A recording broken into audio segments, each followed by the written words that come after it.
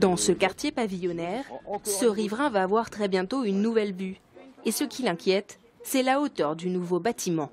Ça va monter jusqu'à la hauteur de l'ancien bâtiment, c'est-à-dire un niveau de plus.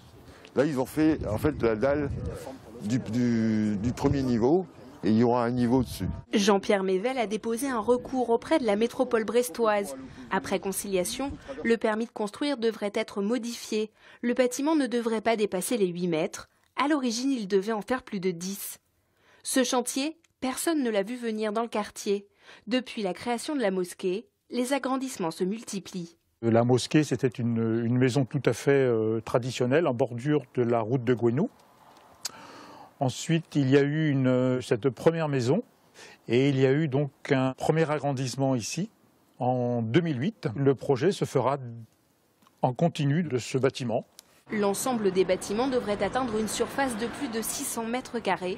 Une école et un gymnase sont prévus, ce qui soulève des inquiétudes pour les habitants qui ont décidé de créer une association. Une centaine de personnes ont déjà pris leur adhésion.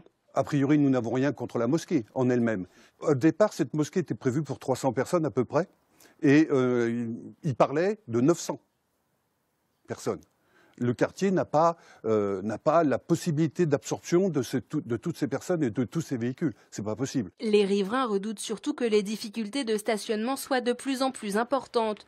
Selon eux, un parking aurait dû être installé dès 2008 près de la mosquée. On a fait quelques recherches. Et il s'est trouvé qu'on s'est aperçu que le parking en fait n'existait pas, n'avait pas été mis en place, alors qu'il aurait dû exister depuis 2008. Donc ça nous a paru anormal. Et c'est vrai qu'on est tous égaux devant le PLU et on ne voyait pas pourquoi ce parking n'avait pas été créé. La mairie confirme qu'un terrain a été cédé via un bail amphithéotique à la mosquée pour créer un parking. Mais pour l'instant, aucun aménagement n'a été fait. Et si des solutions ne sont pas trouvées, les riverains pourraient déposer de nouveaux recours contre ce projet.